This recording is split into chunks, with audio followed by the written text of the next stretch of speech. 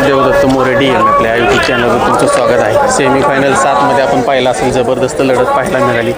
या मैदानातील टॉपचं सेमी आपल्याला पाहायला मिळालं. सर्व टॉपचे नंदी होते. त्याच्यामध्ये भोंगा आणि छोटा देवाबाई या गाड्यांनी मित्रांनो विजय प्राप्त केला आहे. तर आपण मिळून शेटची मुलाखत पाहणार आहोत. मित्रांनो, आज कासेगावचं हिंद केसरी मैदान पार पडतंय आणि आज खऱ्या अर्थानं सुंदररित्या 7व्या सेमीमध्ये एक गाडी पळली ती म्हणजे भुंगा आणि देवाची. आज आपल्यासोबत मिलिंद शेठ आहेत. मिलिंद शेठ, आपलं पहिल्यांदा हार्दिक अभिनंदन आहे. आज खऱ्या अर्थानं मला वाटतंय कासेगाव हिंद केसरी मैदानातला हा 7वा सेमी म्हणजे फायनलचा सेमी होता. काय सांगाल या सेमीबद्दल? सर्वप्रथम आयोजकांचा धन्यवाद करेल.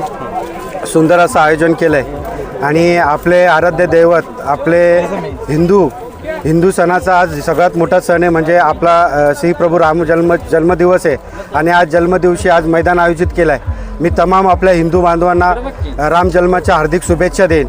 आणि सुंदर लढत झाली. अखंड महाराष्ट्राचा दैवत आपला बैलगाडी क्षेत्रातला बकासूर, त्याच्याबरोबर आपला बलमा, त्याच्याबरोबर सगळ्यात स्मार्ट दिसणारा आपला सर्जा, अशी नामांकित नंदी, त्याच्यानंतर MM नानांचा राजा, अशी अखंड महाराष्ट्रातली टॉप 10मधली जी नंदी होती त्या नंदींच्या सोबत आज भुंगाची लढत झाली.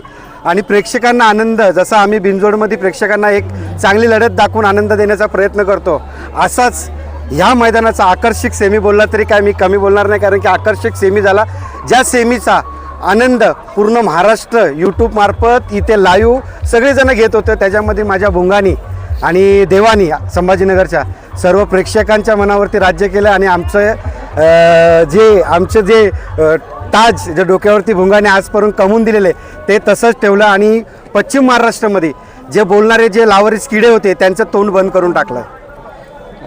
शेठ, खरं तर आज ज्यावेळी हा सेमी पुकारला त्यावेळी तुमच्या मनात काय धाकधूक झाली होती? कारण आता मला वाटतं मैदानाला सगळ्यात जे टॉपचे नंदी सगळे त्यात आले होते. काय नाही, मला वाटलंच होतं जे पण लढत होईल ती घासून होईल. एवढ्या अंतरात कुठली लढत होणार नाही. पण देवा आणि भुंगा ही एक समीकरण जुळलं आणि खालपासूनच वरपर्यंत जो गाडी वाढत गेली तर लास्ट सुतापर्यंत चांगली गाडी पळाली आणि प्रेक्षकांना आनंद वाटला या गाडीचा. विशेष म्हणजे शेवटपासून सुरुवातीपासून जे स्पीड लागलं तेच शेवटपर्यंत लागलं. सुंदर स्पीड लागला. मी संभाजीनगरचे आपले सांडू मेस्त्री संपूर्ण टीम त्यांचं पण मनापासून अभिनंदन कारण की 2 दिवसापूर्वी फोन करून लगेच एक शब्दावरती मला पायऱ्यासाठी आवडले. आमचे कासेगावची सगळी मंडळी, शार्दूल त्याची टीम, आमचा अमित सुपण्याचा, परत आगाशिवनगरचा आपला हरिपोळ, ह्या सगळ्यांचा हट्ट होता का आलाय बैल तर कासेगावच्या मैदानाला पळलाच पाहिजे. कारण की माझ्या घराच्या अंगण्यामध्येच रामाचं मंदिर आहे आणि मला नामांकित नंदींचे पैरे होते पण मी कुठेतरी थांबलो कारण की या मैदानामध्ये मला वेळ नव्हती आणि नंदी पण पळवायचं नव्हतं कारण की पालखी असते आमची वर्षातून एकदा. पण शेवटी भुंगा इथं मैदानात आहे आणि मिलिंद पाटील घरी बसल हे समीकरण कुठं जुळत नाही. मुंबई असू दे किंवा पश्चिम महाराष्ट्र असू दे. मी सकाळी 6:30-7ला निघालो. माझ्या प्रभू रामाची माफी मागितली का देवा मला यावर्षी माफ कर. पण मी भुंगाला इकडे बघायला आलो आणि रामाचा आशीर्वाद घेऊन माझा भुंगा अखंड पश्चिम महाराष्ट्रातील प्रेक्षकांच्या मनावरती राज्य केलं. दादा, कायम मोठं मैदान असतं त्यावेळेस बोलायला घेतो कारण यापूर्वी पण जेवढी मोठी मैदान तिथे कायम राहिलं. बघा, त्याच्या पळाच्या जोरावरती त्यांनी हे सगळं निर्माण केलेलं आहे. कारण की तेवढी त्याच्यामध्ये चपळता आणि तेवढी जिद्द आहे. पश्चिम महाराष्ट्र असू दे किंवा मुंबई असू दे, भुंगानी एक त्याची स्वतःची छाप निर्माण केलेली आहे आणि त्यांनी ती छाप जी प्रत्येकाच्या मनावरती ठेवलेली आहे. त्याच्यामुळे ट्रोल करणारे, त्याला वाईट बोलणारे जेवढे बोलतील तेवढं आमच्यासाठी चांगलं आहे. तुम्ही बोलत राहा, भुंगा तुम्हाला तुमचं तोंड आपोआप असं रिझल्ट देऊन तुम्हाला तुमचं तोंड बंद करेल. 3 दिवसापूर्वीच मला वाटतं भुंगा इथे आलेला, मुक्कामी आलेला. एक विश्रांती पण झाली चांगली म्हणावं लागेल आणि तयारी पण चांगली करून घेतली. हा भुंगा 4-5 दिवसापूर्वीच आला होता. आपला ट्रॅक्टरचा जो मैदान होता त्या मैदानासाठी आला होता कारण की 26 तारखेला मैदान मला जमणार नव्हतं म्हणून मी 22चं मैदान डिसाईड केलं होतं. माझे मोठे बंधू पप्पू शेठ पाटील, आमचा आकिब शेठ पटेल, आमचा आकाश शेठ राऊत, आमचा शिरी शेठ पाटील, जेवढी आमची टीम आहे मुंबईची सगळ्यांचा हट्ट होता का नाही या मैदानाला पळवायचं. आणि बऱ्याच जणांनी मला हा बैल सुचवला होता का देवा आणि भुंगाची गाडी पळवा, चांगली पळेल. आणि आज ते समीकरण जुळलं आणि रिझल्ट चांगला लागला. देवासंदर्भात काय जाणवलं की बाबा हे देवासंदर्भात काय जाणवलं वेगळे पण की काहीतरी वेगळं दिसलं त्यात. नाही, देवा हा एकदम ताकदवान बैल आहे आणि जिद्दीचा बैल आहे. आज बघा खालपासून भुंगाला तोंड काढून होता. बघा कुठेतरी आपल्या बैलाची स्तुती न करता आपल्या बैलासोबत जो पळतो त्या नंदीची पण स्तुती केली पाहिजे. खालपासून भुंगाला तोंड काढून होता, पुढे पण, कारण की आजपर्यंत बिनजोडला भुंगा प्रत्येक वेळेला सूत तोडायचा, पण हा बरोबर सुताला सूत तोडून भुंगाच्या सोबत पळत होता. तोंडाला खालपासून तर वरपर्यंत भुंगाच्या वरती मी तर बोलेल एक पाऊल जास्तच पळाला असेल देवा. जो पळाला तो पळाला, पण समीकरण चांगलं जुळलं होतं. आता फायनलचं जरा आम्हाला पण आतुरता आहे. जी प्रेक्षकांच्या मनामध्ये जी बोलतात आहे का आज जरा एक नंबर जरा होण्याचा चान्सेस आहे, तर शेवटी देवाची इच्छा, प्रभू रामाची इच्छा, येणाऱ्या अर्धा तासामध्ये हे रिझल्ट सगळ्यांच्या समोर येईल. अमित शेठ पण आहे. तुमच्या या इथला माझ्या भुंगावरती गुलाल पडला तरी भरपूर आहे. भुंगाने 5 लाखापेक्षा खूप मोठी संपत्ती मला कमवून दिलेली आहे. त्याच्यामुळे पैशाचा विषय नाही, गुलालाचा विषय, एक नंबरचा मान भेटला त्याच्यामध्ये मी खूप मोठा समाधानी होईल. अमित दादा पण आहे, त्यांच्याविषयी काय सांगा? अमित माझा मित्र आहे चांगला, आजपासून नाही पहिल्यापासून आहे. तो गुपित एक राज आहे, त्यामुळे चांगला मित्र आहे. सजेशन वगैरे भरपूर करत असतो मी. सकाळी इकडे कराडमध्ये आल्यावरती त्याला कॉल पण केला होता का बाबा चल, त्याला माहीत पण नव्हतं का मी येणार आहे, पण लगेच निघाला, बाईक घेऊन आला, पण आला. पण त्याचे खूप धन्यवाद करेल. आमची इकडची कराडची जेवढी आमची टीम आहे, अक्षय आपला पोल असेल, हरिपोल, शार्दूलची टीम, आपला अजय असेल, त्याची सगळे पोरं आमची जी मंडळी आहेत त्यांचं खूप मनापासून अभिनंदन करेल. आणि देवाच्या सोबत जी मंडळी आहेत त्यांचं पण मनापासून अभिनंदन करेल.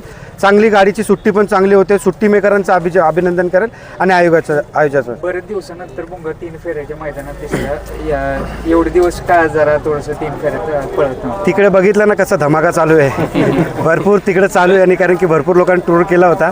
आता सध्या शांती घेतली होती म्हणून पश्चिम महाराष्ट्रामध्ये आल्या देवाच्या कृपेने 2 नंबरचा मानकरी ठरलो आम्ही. आज बघूया. अमित शेठ यांचे पण घेऊया. आज मिलिंद शेठ सोबत तुम्ही दोघं पण तुम्ही आहात. आज भुंगाने एक कमाल केली आहे, काय सांगाल आज? नाही, आनंद वाटतोय, कारण एवढ्या टॉपच्या गाड्या बैलांना घाटावर येऊन मारल्या आणि सगळी म्हणायची की एक फेरा पळतोय, दुसऱ्या फेऱ्याला गाड्या मारणं म्हणजे मुंबईचा नवीन असा बैल येतोय म्हणतात, मरत नाहीत. पण त्यानं सिद्ध करून दाखवलं, 1 फेरा असो, 2 फेरा असो किंवा तिसराही फेरा मला वाटतं आज सिद्ध करून दाखवल की तो गाड्या मारू शकतोय. कारण आता नशिबानं तासमधलं भेटलं आपल्याला, तर 100% ती पण घडवून दाखवलं आज बैल. भुंगा ज्या पद्धतीनं बिनजोडचं सीझन चालू व्हायचे ते गुलाल घेऊन गेला होता, त्यानंतर बिनजोडचं पूर्ण चित्र गाजवले, अपराजित ठरलाय. आणि पुन्हा 3 फेऱ्याच्या मैदानामध्ये पुन्हा गुलालाला सुरुवात केली. सलग दुसरं मैदान आहे, काय सांगाल? नाही, तो बैलाचा पळस तेवढा आहे, त्यामुळे त्या बैलाला असं 1 फेरा 2 फेरा काही फरक पडत नाही. बैल जेवढा पळेल तेवढा पळतोय. आणि असं नाही की बैलाचं 4 दिवसाच्या गॅपवर 5 दिवसाच्या बैल सलग बैल म्हणला तरी सलग पळतो, गॅपवर म्हणला तरी गॅपवर पळतो. कारण लहानपणापासूनच त्या खोंडाला जास्त स्पीड होतं. अमित शेठ, आता तुमचा या क्षेत्रातला अनुभव फार मोठा आहे, आणि शेठ ज्या पद्धतीने म्हणले की त्यांना पण तो कुठंतरी काम येतो, काय सांगाल तुमच्या दोघांचं? नाही, माझा अनुभव म्हणण्यापेक्षा शेठचा मोठा अनुभव आहे. शेठचा वेगळा अनुभव आहे, माझा वेगळा आहे. आम्ही दोघं वेगवेगळ्या अनुभवाची माणसं आहे, तुम्हाला खरं सांगतो. कारण शेठ जे हरत नाही त्या गाड्या माराय बघते, तसं माझं पण ध्येय तसंच असतंय. मी व्हायचं खालनं खेळतो, पण शेठ थटतच नाही. ते ज्यावेळेस बैल पळेल त्यावेळेस ज्याने ईर्ष्या गेले त्यासनी उत्तर देणार 100%. कुठंतरी दोघांचा स्वभाव एक की भिवून खेळायचं नाही. हा, ते त्या पद्धतीचं आहे की जसं असेल तसं जिथं गाडी लागेल हा स्वभाव म्हणजे शेठपासूनच आपलं शिकलेलं होतं. कारण ज्यावेळेस मी लहान होतो त्यावेळेस शेठची गाडी भरपूर चांगली पळत होती, लक्ष आणि जपान. त्याच्यानंतर म्हणजे ते लहानच वासर होते. भुंगा एवढीच दोन्ही पण बैल होते ते. त्या पण बैलाने भरपूर काळ गाजवलाय. मधले एक 10 वर्ष बॅड पॅच गेला शेठचा, बैल लागले नाहीत. कमी कमी 20-25 झाले असतील बैल, 25-30 बैल झाले असतील, पण लागले ना. त्यानंतर भुंगा लागला. आता शेठचं नाव भुंगा करतोय. शेठ, आम्हाला जोडी बघायची पळताना, कारण मथुर आणि भुंगा केव्हा दिसेल? 100% लवकरच. कारण की आज बघा तुम्ही, फॉर्च्युनरचा मानकरी लखन आणि सर्जा आज त्या गाडीला घाम फोडलाय. ह्या वयामध्ये पण तो त्याच जिद्दीने पळतो. मी नेहमी सांगतोय, मथुर कधीच म्हातारा होऊ नाही शकत, कारण की तो बिनजोडचा काळ गाजवलेला नंदी. आणि ह्या वयामध्ये मथुर एवढ्या स्पीडला पळते, हे खायचं काम नाही आहे. कारण की ह्या वयामध्ये जे नंदी वयात आले ते घरी बसले, पण मथुर त्याच जिद्दीने, त्याच ताकदीने आणि त्याच जोराने पळतोय. म्हणजे शेवटी पळतो त्याला पळतोच बोलायचा. मी बोललो होतो मागे पण, कारण की पुढच्या रानाला घोटच्या सर्जाला तोंड काढणारा एकमेव नंदी असेल तो म्हणजे मथुर. आणि मी माझ्या डोळ्यांनी बघितलं होतं मालशिरतला का कुठे मैदान होता. आणि आज पण बघा तुम्ही ह्या रानाला म्हणजे बैलाला डबल पळायला लागतं. भले आपल्याला इथून सुतापासून खालचं रान दिसतोय पण साहजिक नाही आहे. बैलाला पळणं खूप अवघड आहे ह्या रानाला. आणि याच्यामध्ये त्या गाडीला तोड देणं आणि घाम फोडणं हे खायचं काम नाही. लय जबरदस्त पळतोय आणि असंच सगळ्यांचा आशीर्वाद घेऊन मथुर याच्या पुढे पळत राहणं. आणि भुंगा ही मथुर ही 100% समीकरण लवकरात लवकर राहुल शेठ, मी पप्पू शेठ, आमची संपूर्ण टीम लवकरच एकत्र आणण्याचा प्रयत्न करू. धन्यवाद, तुमचे आभार. आणि